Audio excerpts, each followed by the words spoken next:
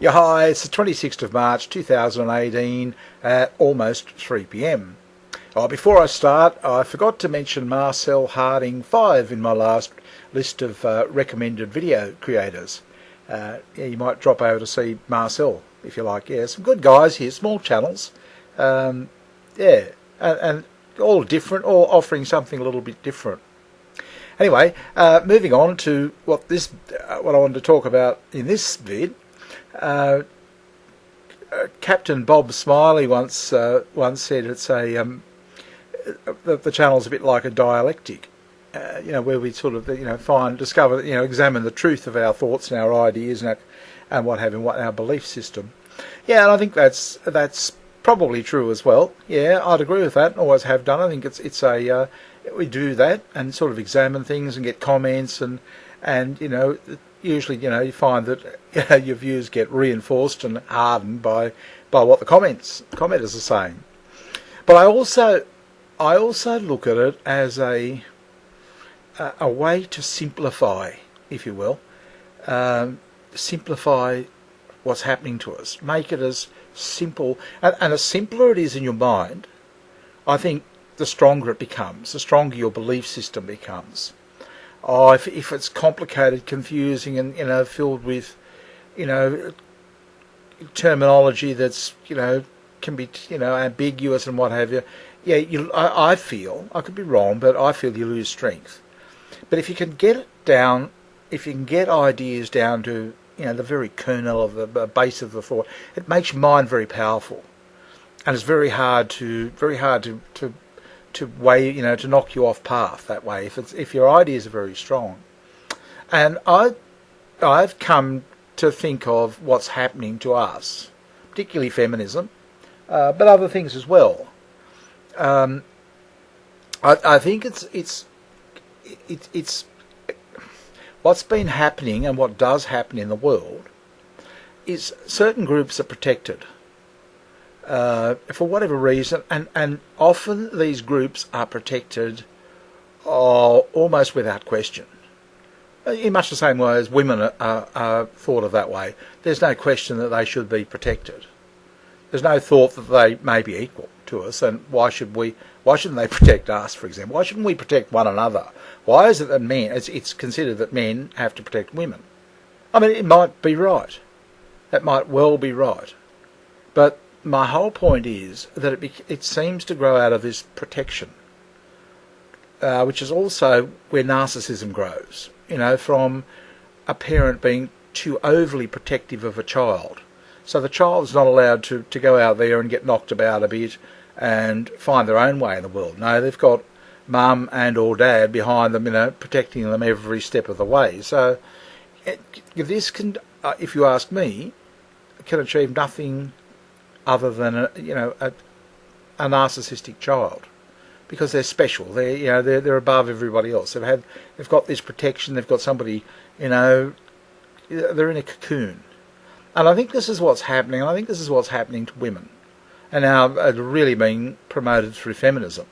So it's always been there, and I think most men would think, it's sort of our role to protect them, although I really, now that I think about it, and I'll talk about this in another video, it's probably, particularly in the modern world, what are we protecting them from?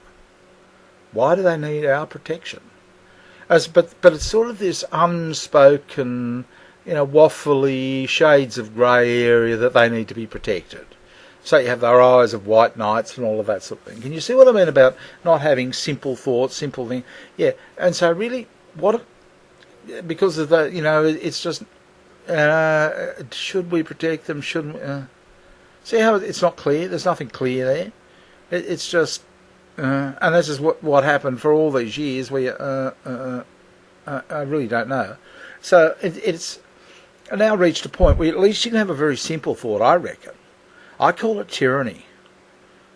I think and tyranny is where you've got one party oppressing another with unjust rules, laws, everything else like that. I don't think there's any doubt in anybody's mind that who's got the upper hand here, and it's the protected. And look, it doesn't only happen with women. It happens with all manner of things. Whole countries are overly protected and become monsters. And this is what happens, I think, when you have...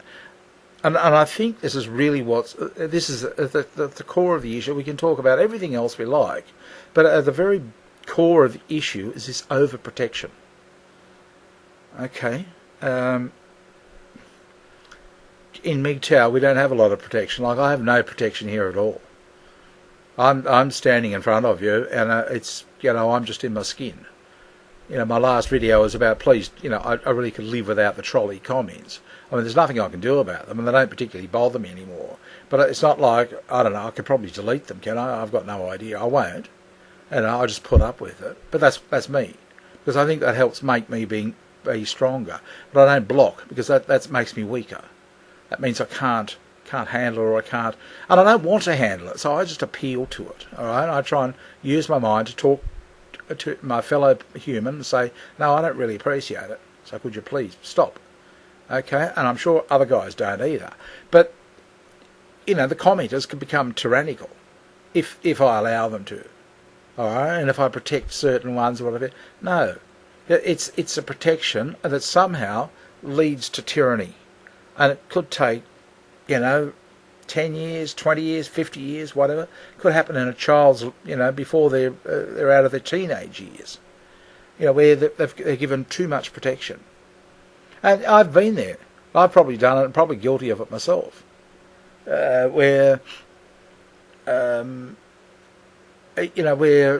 wanted to protect my child. And I think it also depends, like the environment they're in.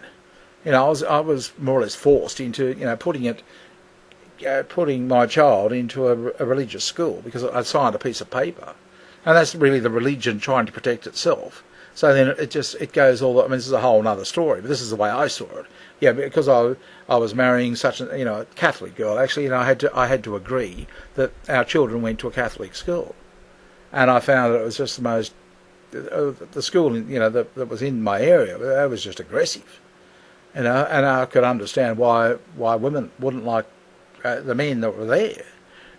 It wasn't the experience of a state school, nor the experience I had. It was just, I suppose, designed to become very competitive and to lead. But, it caused all sorts of problems as well that I wasn't prepared to deal with. But that's a whole other story, and it was just my experience.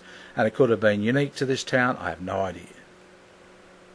But my whole point is that I think what we're suffering... No, I don't think, I know. What we're now under is tyranny. I found it the other day when I went to get my rent certificate. And, the woman just clearly wasn't going to give it to me. She just didn't want to print it off for me. And what was I going to do? That's tyranny.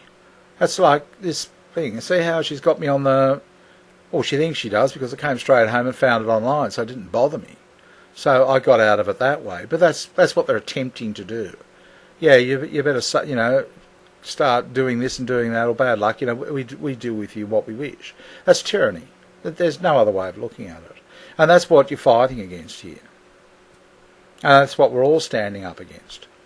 And as time goes on, I'm finding I'm laughing at it. There's nothing else I can do.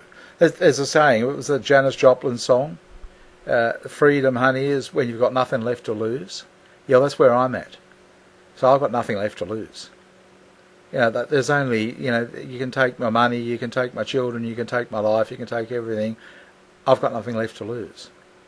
Okay? So it gets there, and it doesn't bother me anymore. It no longer bothers me. Life under tyranny gets to a point where just things change. But one thing they can be assured of, I won't be going back to them. They can forget the idea, they'll forgive us in the end, because that's not going to happen. I don't hate them. I don't even dislike them. But tyrannical people, no, I have no interest in them. No, I'll stand up against that. Anyway, it's been good talking to you, and I'll talk to you soon. Bye.